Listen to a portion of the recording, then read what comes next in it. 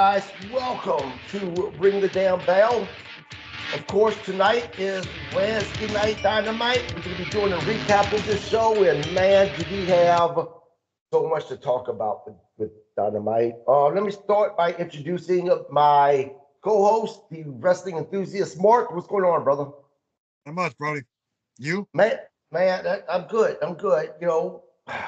Last night was a long 2 hours. Um, I couldn't wait for AEW to be done. And once again, let me remind everybody, massive AEW guy. I loved them when they came out. But at this rate, I felt like I was watching the WCW right before Vince McMahon bought them out. I mean, AEW was terrible last night. Terrible. I have never, ever graded a wrestling show this badly, but I give them a minus D. You It was know, just, to me, it was that bad. It was dumb. They looked weak as hell. Even their crowd last night, did you notice? Their crowd was silent. Silent. Because the shit Tony Khan is doing is he is destroying this company. And he better figure out some shit out really fast because there's no way that come March of 2025 that he is going to be able to fill a 20,000 people arena for one of their pay-per-views. That's just not going to happen. Um, Last night was probably the worst wrestling show I have watched in many, many, many years. Many years. I was actually starting to question whether or not Vince McMahon was producing that show last night. It was so bad. oh my God, you're cold. Let's get to it. All right, so let's get to it. Uh, Opens up with a recap and preview of Full Gear. Next, we go into an 8-man tag: Osprey, Hobbs, Ricochet, Mark Davis versus Kyle Fletcher, Takeshita, Brian Cage, and Lance Archer. Now, I thought this was a pretty good match. It's the only reason why they didn't get an F was because this was a pretty good match. Okay, you know what? I'll step in real quick here. I can't go with a D. I went with a C just because I'm a sucker for the underdog and I still want to root for him. All right. And C is probably the lowest grade I've given out of anything I've seen so far. Yeah, I mean, look, I get about the whole underdog thing, right? But at this point, this isn't AEW is not the underdog. AW is kind of special education right now because of the fact of what Tony Khan's doing. I mean, look, I said that this past Monday that I thought Raw was terrible, right? I didn't think it was a good show. I was wrong because AEW last night made Raw look like the best show in wrestling history. I mean, that's how bad AEW was. It's like they were going for who could put on the worst show, Hold and my AEW won that by far. hold my beer. All right. So, anyways, Mark Davis and Takeshita, I think they're hitting some pretty solid hits, to be honest. Because if they're leg slapping, I didn't see it. I wasn't looking that Right. close, but there's some solid hits in there. Yeah, it Uh, was a good match, but look, I don't think anyone was fooled by the outcome of that match last night. I don't think anyone thought, I wonder if Mark Davis is going to take the pin. We all knew that he was going to take the pin last night, and that's exactly what happened. So it was predictable, but it was a good match. And yep. again, it saved Dynamite from getting an F. All right. So Don Callis' team wins. Um, I like how they've elevated Mark Davis, but I see this as, once this feud's over, Mark Davis is going to be an enhanced talent, or he'll Yeah, go and back. I think this was, know, at best, maybe Mark Davis is going to have a feud with Fletcher after Fletcher and Osprey is done, maybe, but I doubt it. I think that you're right that Mark Davis is going to be an enhanced talent from now on. Okay, so this is how much I was paying attention. The next segment is John Moxley and Death Raiders. It's Death Riders, but I wrote my notes Death Raiders. Talk about talking about Orange. Um, Claudio says he will end Darby. They panned to Darby. Darby says everyone has their day. Today is Claudio's day. I think the whole Moxley segment last night was just nonsense. I couldn't make hide nor hair of it, to be honest. Well, let me tell you, if they wanted to absolutely bury Darby Allen, oh, they did it last night because, um, man, Claudio just beat Darby Allen just up and down the ring. I mean, he just beat the tar out of him. I have not seen someone get their ass kicked that much since the Trump and Harris election. Just saying, I had to go there. But sorry, guys. All right. But I'm telling you, man, Darby Allen. I mean, they were booked. They were. It seemed like they were booking Darby as the guy that was going to help save AEW, right, from the Death Riders. Yeah, you almost said I mean, Claudio just beat the crap out of him. That move where he tossed Darby and Darby hit the railing first. Oh, that was just brutal. Yes, Brutal. it was. All right. So next we go to an interview with the Hurt Syndicate. They announced Bobby's going to be in ring tonight. Swerve comes out of nowhere and sucker punches Bobby and drops him like a bad habit. See, this is the problem I have with this, and we've been mainly talking about this with AEW. Why are they booking the baby faces to do heel shit? That was a heel move that Swerve did on Lashley last night, with hitting from behind like that, right? I don't get it. It's like they don't know the roles of the baby faces and the heels. It gets to be frustrating. And I know Swerve, he walks that very fine line, right? But nonetheless, he's still supposed to be being booked as that baby face. And Tony Khan has failed not only with Swerve Strickland as booked him as a baby face like he's supposed to be, but with many other of the talents there too that are baby faces. I don't understand what's going on. I don't understand if someone is in Tony Khan's ear giving them bad advice or Tony Khan's just pulling shit out of his ass. I don't know. So next we go to Adam Cole comes out. Shortly afterwards, Kyle O'Reilly comes out. Kyle gives Adam his praises, says his ups and downs, whatever. Uh, but Kyle says this needs to end because there's really no sense in it, basically. You know? And that was probably the first thing I heard anybody say last night. Yeah, see, this is why this was terrible as well. Let me break this down.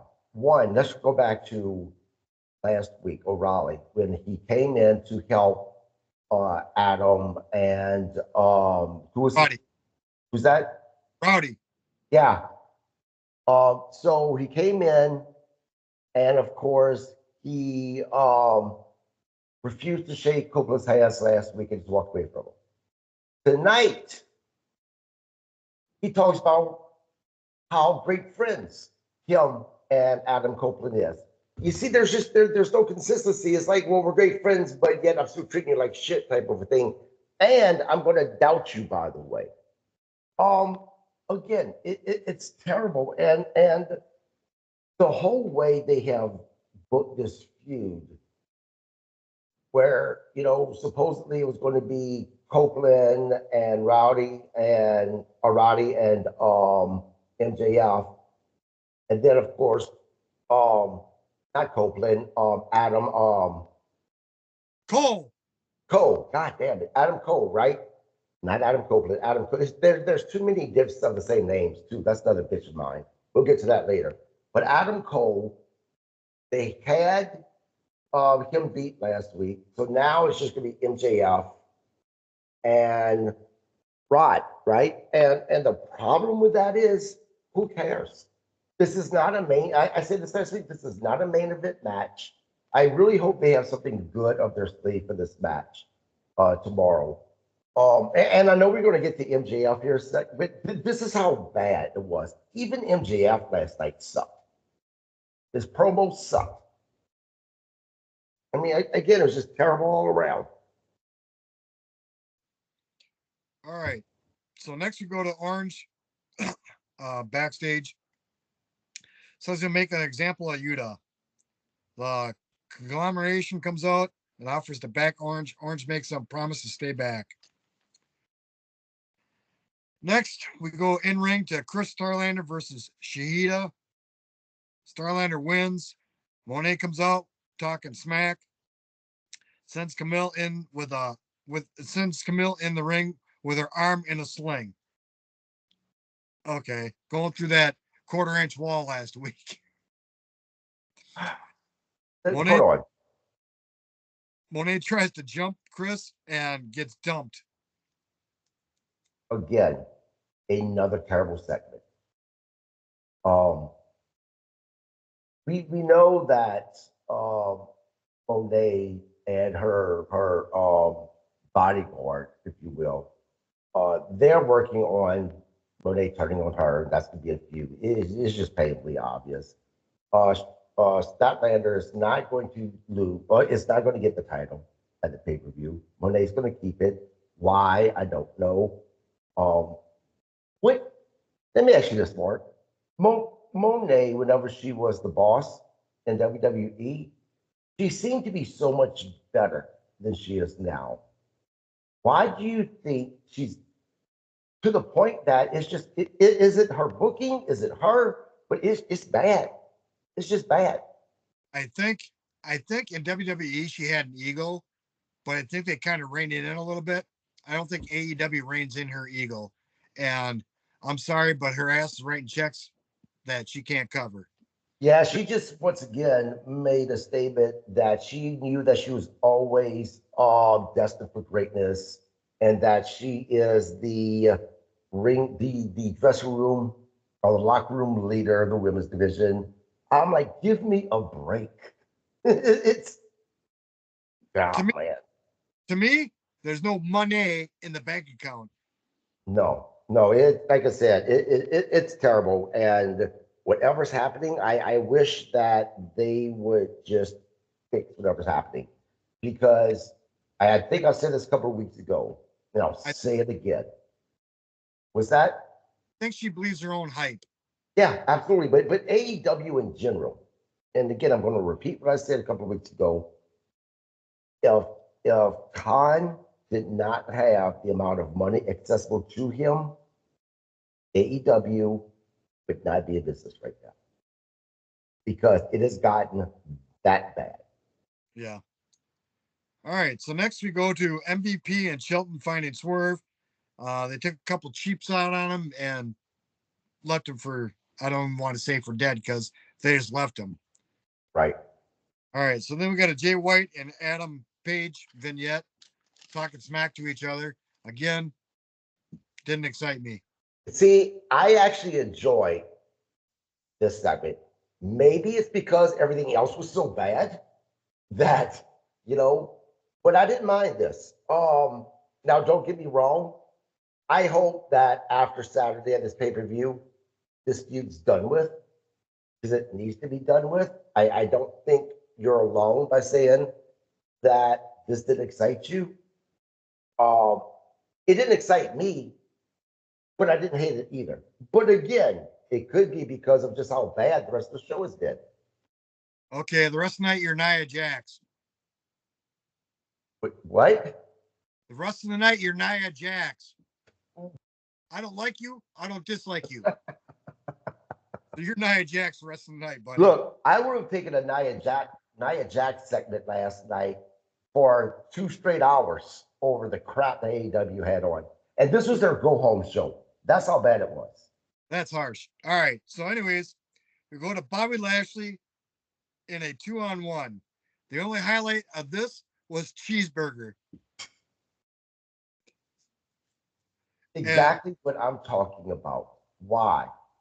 You want to be taken seriously as a wrestling company in 2024, but you have some guy by the name of fucking Cheeseburger on wrestling within your promotion. Look, this isn't the late 80s and early 90s WWE cartoon bullshit, right? AEW, they are competing, regardless if they like it or not, against the TNAs, the NWAs, the WWEs. And let me tell you that all of these promotions that I just spoke of, they take their stuff seriously. And on top of it, their talent takes themselves seriously. They're not they're not as gimmicky as wrestling once was. And I feel like watching AEW every single week, they get more and more and more gimmicky. And it's dumb. all right. So, at the end of the match, Prince Nana comes out with a chair. Swerve comes out from underneath the ring, I believe, hits Bobby with the chain again. Now, this is borderline Bronson Reed, Seth Rollins kind of, all right, 2, 3 segments of the same two dudes. Come on. Yeah. Look, I going back to the match, I understand that they're trying to build Bobby Lashley up and making him look like, this big badass. But this is the thing. Bobby Lashley is a badass, right? You don't need to have two guys, one of them by the name of fucking Cheeseburger. What do you think you're doing? You're not helping Bobby Lashley. You're not. Because, I mean, my daughter could have gotten into the ring and beat these two guys up. Sure as hell could have beat up Cheeseburger. I mean, if you hear frustration in my voice, it's because I'm frustrated with AEW. All right. So next we go Renee with Mina and Mariah, and that was just a brag fest. It was a yawn, you know. But what took the cake, look what happened at the end of that. What they were doing with shaking their tit. Why? Again, are we trying to go back in time? I mean, I don't know. I don't get it. I am just, last night left me at a loss for words because the women in professional wrestling, not in any one particular promotion, women in professional wrestling in general has worked so hard to get away from that stupid shit and being taken seriously as professional wrestlers. And then you have what AEW is doing. I think it's a slap in the face. It is, but they're trying to get 15 to 25 demographics. Yeah. I don't know. And unfortunately, that's how you get the 15 to 25 demographics. Really? Because WWE's not doing it, and they have that demographic as well. Right. But to get a bigger piece of the pie, that's what you do. And WWE has done that in the past. I get that, but they don't have to do that now. And I guarantee you, when the ratings come out, it's not going to show that the ratings increased. And the fact that right now, Tony Khan, I think 2 weeks in a row, has bragged about their ratings has been better than NXT. And I'm like, are you kidding me? You're literally bragging. Your ratings should be better than NXT because that's developmental. Right. Yeah, I wouldn't be bragging about beating NXT. I mean, if you're beating them by double digits, okay. But when you're just marginally beating them, that's nothing to brag about. Well, and the fact of the matter is that NXT has been beating AEW for the first, for the most part, right? Only the past 2 weeks has AEW beat NXT.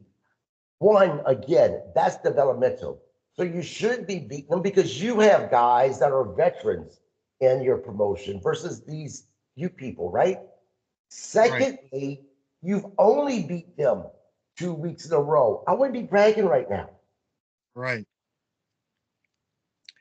So next we go backstage, interview with Private Party about their match at Full Gear. Again, didn't excite me. I like Private Party. I'm not really grand on them, but I like them. I enjoy their work. Um, they're transitional champs. I see them losing this weekend. Yeah, I mean, now I'll be honest. This is one of the matches at the pay-per-view that I am looking forward to. I think that having the House of Black with FTR. Wait, is it FTR? No, I think it's The some House of Black, Private Party, the '80s dudes from the throwback. Yep. I can't remember the other teams. Regardless, the fact House of Black is why I'm excited about this match. I'm really hoping that they finally put those titles on House of Black. Yep, I do too. So next we go to MJF addressing Roddy Strong. Terrible. And this was probably the weakest interview or segment I've seen or MJF ever do. I mean, come on, man. Really? You're sitting there talking about, oh, well, your mom shot your dad. And you live in white trash. First off, it wasn't a trailer park. It looked like an apartment complex, number one. Number two, the whole trailer park trash thing is so played out. I mean, come up with something else. And yeah, this was the weakest I have seen MJF during a promo. I don't think I've ever seen him this week, but it was just bad. It was terrible. Terrible.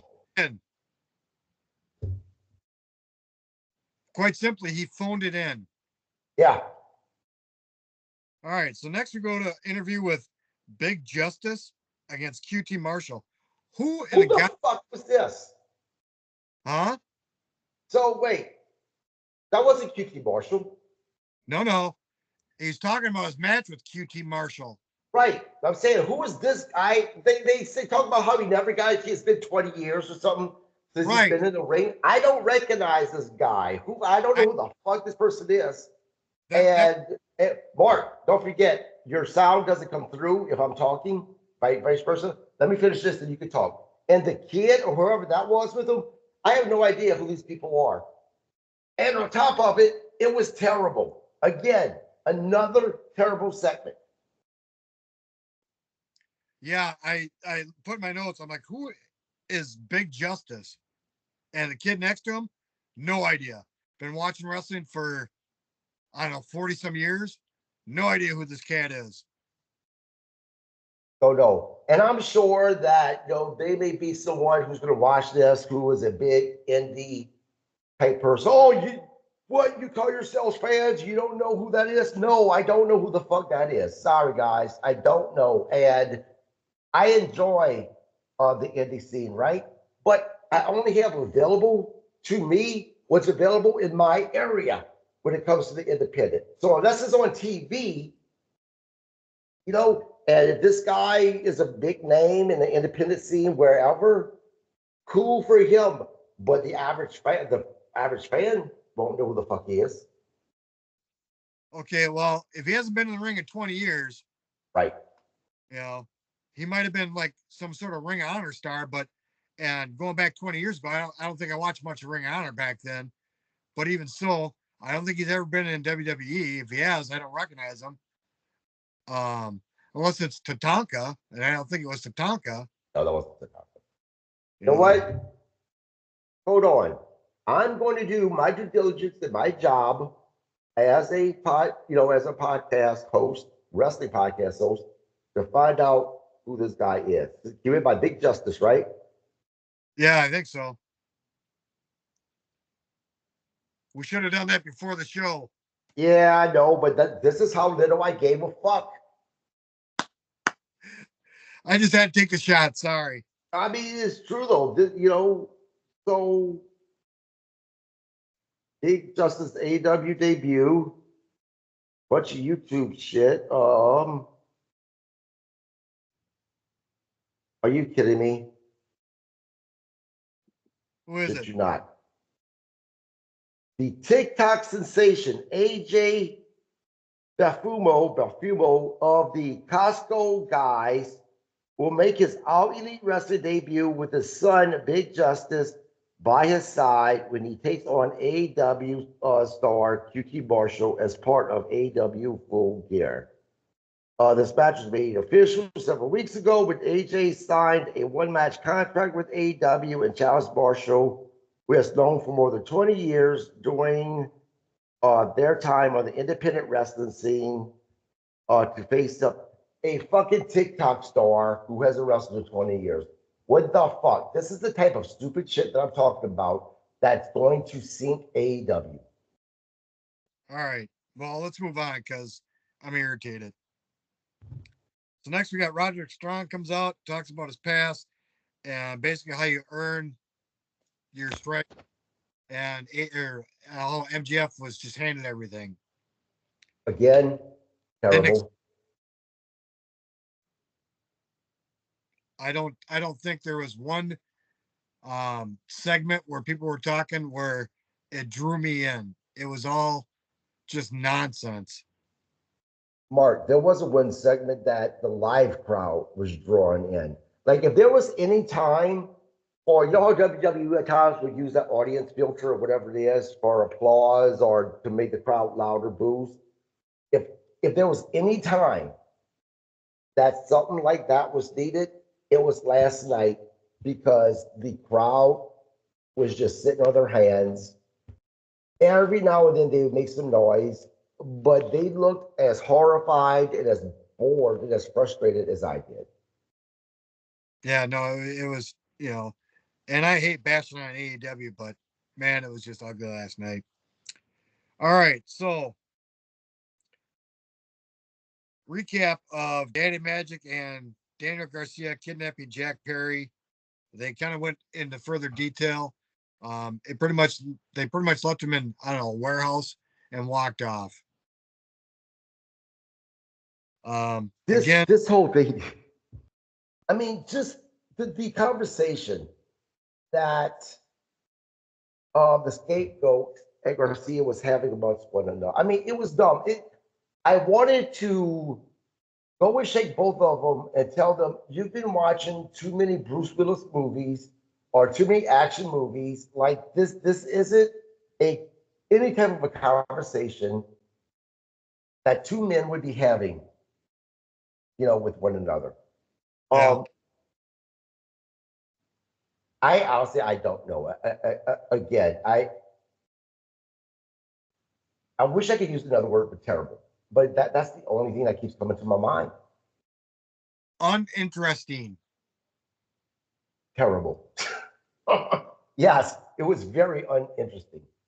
This was the very first AW show that I couldn't wait for the 2 hours to pass by. God, as much as I hate to say it, I have to agree. Yeah, I mean, don't get me wrong. There's been segments that I'm like, oh my God, like why? But not the entire show. And last night was the entire show. Yep. All right, so next we go to Renee with Jericho and Hishi contract signing. Chris states he needs to have his legal team to review his contract. So he leaves. Uh Hishi stalks him, ends up in the ring. Big Bill and Bad Apple come out, beat him down. Then Briscoe and Ramiro come out to back up Hishi. Again, I like Hishi. I think him and Chris Jericho can put on a hell of a match, and they probably will put on maybe possibly the match of the night. To be honest, um, if they let him go and do it. But again, not interested. Yeah, well, I will disagree. I think tomorrow, no, Saturday night, the match of the night is going to be Bobby Lashley against Strickland. I think they're going to, or at least they should have the match of the night, those two. But this is what's frustrating. As bad as last night was, I can almost guarantee you that although the card for Saturday night Fallout doesn't really excite me, I'd be willing to bet that it's going to be a great pay-per-view because AEW puts on great pay-per-views. And that's what's so frustrating about their weekly shows. How can you put on a great pay-per-view, but just do so shitty with the lead up to the pay-per-view? I think it's just I think they want to pull the reins back on their weekly show and give that Dynamite pay-per-view. Um, but they need to give it up a little bit to drive it in. I'm curious to see what's going to be the buyout or the pay per view because if we're basing it on the to go home show last night, look, I can ask. This is the best way to describe it. If I would have had a non wrestling fan who's a friend of mine to walk into my house last night and to see what I was watching, I would have been embarrassed.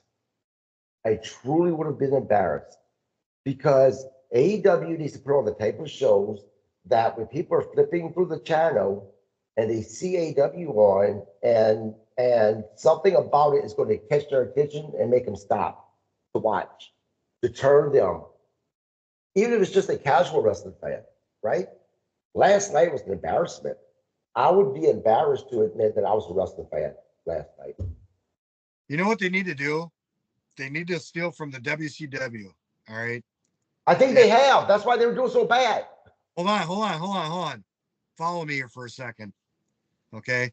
What they need to do to get back in the ring, pardon the expression, is they need to give quality pay-per-view matches on their weekly shows. That's what WCW did. You know, when Kevin Nash, Scott Hall, Hogan, Randy Savage, Sting, Luger, all of them guys were there, they gave quality matches that should have been pay-per-view matches on their weekly show. Yeah. Now, every match, I not every match was a quality pay-per-view material, but at the end of the night, you had a quality match that was a pay-per-view match on Monday night. yeah, I agree. They should have those quality matches without giving away the kitchen sink for free, right? Right. Those great quality matches, but then you just hold back just a little bit so people want more each and every week to make them holy shit. If that was this good, I can only imagine what the pay per view is going to be like. I've got to watch to see what's going to happen. Yeah, you got to But then, yeah, I agree. What? you got to set the line before you reel it in. Yeah. Yep. All right, so next we go to a vignette with Julia Hart. I'm excited to see Julia Hart. This vignette didn't do anything for me. I agree. I'm excited for Julia Hart to be coming back. But have you ever heard the expression, um, just say less? They had me, I think they probably had other fans too with the whole Julia Hart because Julia Hart has really gotten over, right? They should have only did a couple of vignettes before her return, right? Just say less. Sometimes you say too much and then you lose it. Um, Back when I worked in sales, right? My big thing was this: the last person who speaks will lose the sale because sometimes you're going to say so much that you're going to lose the sale. And it's the same thing with this type of entertainment. Just say fucking less, man. You've already had a couple of good vignettes. Leave it be. Let the anticipation grow to where people just can't take it. And then finally, she shows up and people are going to go ape shit. You know, one of the best segments I ever saw promoting a match, not one word was said. That was Undertaker versus Triple H. They both just looked at the WrestleMania sign and stood there for about a minute, minute and a half. Not a word was said, but you sure understood where they were going with it. Well, let's go back 30 plus years ago with with the beginning of the NWO thing with Sting. A quick picture of Sting, a cam, folks on Sting in the rafters, and then that was it, right? Then when he started coming down to the ring, they started lowering him down to the ring. He'd show up, point his back, and then leave. That was it. And look how much that grew and grew and grew to a pay-per-view where Sting finally showed up to fight, and people went berserk. It was months of Sting saying nothing. Yep. Yep. It's all about presentation, man. Presentation. Yep. All right. So then next we got Orange versus Utah. And to be quite honest, I think I fell asleep during this. So Well, I'll let you wrap it up. this, I thought this was going to be a good match. Um, it was okay. Where it went downhill was when the Death Riders came, uh, grabbed Orange Cassidy, forced Orange Cassidy's hands into his pockets, and then used the bastard pot, used duct tape to duct tape around his waist with his hands in his pockets. At that point, I'm thinking, oh, we're going to get a beat down. No, Don Moxley just kind of pushed them into the other members of Death Rider. They just kind of pushed them around.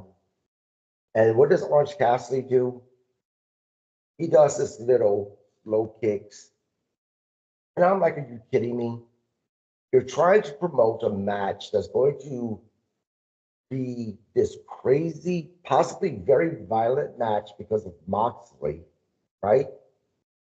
AEW depends on you winning, and that's what you do is just those little kicks, to try to get away from them. Then, of course, they just kind of push them around, and then they leave with the Cassidy's group coming out, and Moxie turning around looking annoyed that Cassidy was let go out of the duct tape. And then the thing that pissed Moxie off was Cassidy put on his sunglasses. This is what's supposed to excite me. This is what's supposed to make me want to spend $50 to watch. Again, I don't know what's going on with AEW. We know that they've started to decline somewhat. Last night was the worst I have ever seen AEW. If I didn't have this podcast, I would, for the first time, pass up by this pay per view because their go home show was just that bad. It was terrible. And look, Tony Khan just got a deal with Warner Brothers and on top of it with Max, right? You would think that if there was no other motivation, that just that deal he got would be motivation enough to call a meeting and say, we've got to put on the best show possible. And I cannot be booking these shows anymore. We have to get someone out here who has the experience to be able to write a very good show because it's not happening. And if there was any wondering if someone was writing for Tony Khan, I think that was answered last night. And that answer is fuck no. But if there is someone writing for AEW, Tony Khan should have fired them immediately after the show last night. The only thing they didn't do to make it better, and to be honest, after last night's show, this might have made it better. Tony Khan coming out announcing a big announcement because it really couldn't have got much worse. It really couldn't have. Look, there's been some flops for AEW. Let's talk about the famous match with Moxley and Kenny Omega, the exploding ring match, where Eddie Kingston comes out, covers Moxley, and the ring barely goes poof. But then, of course, Kingston is then knocked out.